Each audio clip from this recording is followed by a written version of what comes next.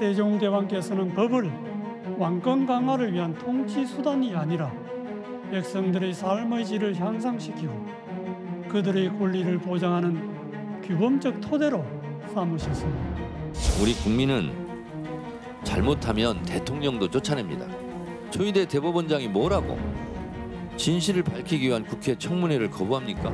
국회 청문회에 출석하십시오. 더불어민주당은 숨지 말라는 협박과 마지막 기회에 운운하면서 조희대 대법원장과 사법부를 벼랑 끝으로 내몰고 있습니다. 이는 견제가 아니라 조폭다운 협박입니다. 대법원장님, 청문회 불출석 이후 한 말씀 부탁드립니다. 국감에도 부른다는데 불응하실 계획...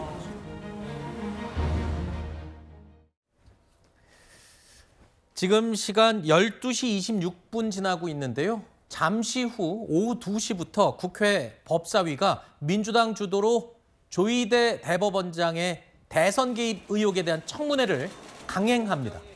이른바 조희대 청문회에 조희대 대법원장은 출석하지 않죠. 조희대 없는 조희대 청문회가 민주당 주도로 강행이 됩니다.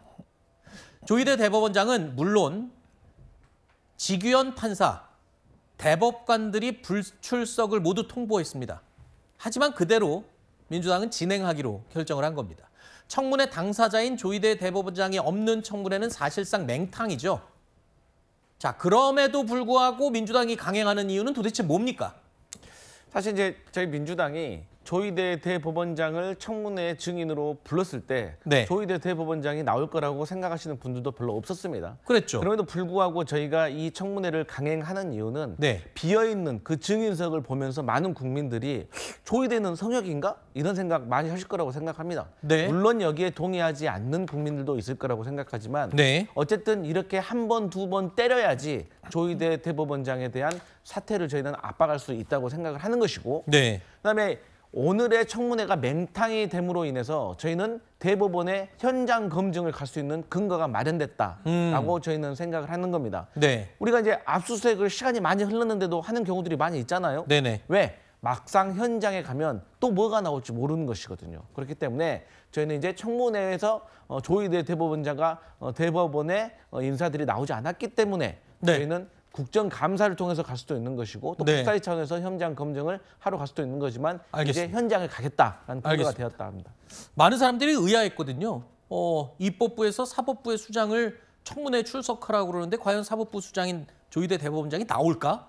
안 나올 가능성이 매우 농후했는데 그럼에도 불구하고 민주당이 이 청문회를 강행하는 이유, 공석으로 일종의 상징적이라는 말씀이신 거죠. 네. 그리고 또 한 가지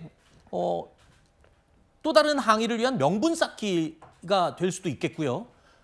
다음 달 13일입니다. 대법원 국정감사가 예정이 돼 있죠. 그래서 민주당은 다음 달 13일에 열리는 이 국정감사를 청문회에 준하는 수준으로 하겠다라고 엄포를 놨습니다. 그동안 관행상 대법원과 헌법재판소 국정감사의 경우에는 대법원장과 헌법재판소장은 인사말 이후에 자리를 옮기는 것을 허용해 왔는데 이번에는 관행까지 깨고 하는 것 같습니다. 아까 말씀하신 대로 상징적인 오늘 청문회다. 그리고 명분 쌓기다. 이렇게 설명을 했는데 어떻게 보십니까? 그러니까 제가 봤을 때는 그냥 개딸들의 부름에 기계적으로 응하고 있다라고밖에 생각이 되지 않습니다. 왜 그러냐면 법사위에서 조희대 대법원장을 청문회를 하겠다라고 했을 때는 처음에는 민주당 원내 지도부도 난색을 했었거든요. 그런데 지나고 보니까 민주당의 강성 지지층들이 반응이 나쁘지 않자 지금 정청래 대표까지 얼렁뚱땅 편승을 하고 있는 그런 부적절한 그림이라고 생각이 됩니다. 조희대 대법원장의 성역이 아니라고 하면 이재명 대통령, 행정부 시장도 마찬가지로 성역이 아닌 거거든요. 그렇다라고 하면 민주당 입장에서는 국민의힘이 이재명 대통령을 국감장에 소환하겠다라고 했을 때 과연 찬성을 하겠습니까? 전혀 그렇지 않을 것이라고 생각을 하고요. 지금 청문회를 받아야 할 것은 조희대 대법원장이 아니라 민주당의 서영교 의원과 부승찬 의원입니다. 그런 가짜 녹취록까지 국감장에 들고 와서 대정부 질의에서 틀어놓고 법사위장에서 틀어놓고 조희대 대법원장에게 사퇴까지 요구를 하는 초유의 사태가 있었는데 이에 대해서 어떤 책임을 졌습니까? 지금 적반하장식의 의정이 도를 넘었다라고 저는 생각을 하고요. 책임질 사람들이 법적인 정치적인 책임을 지는 것이 순서가 맞다라고 생각을 합니다. 네.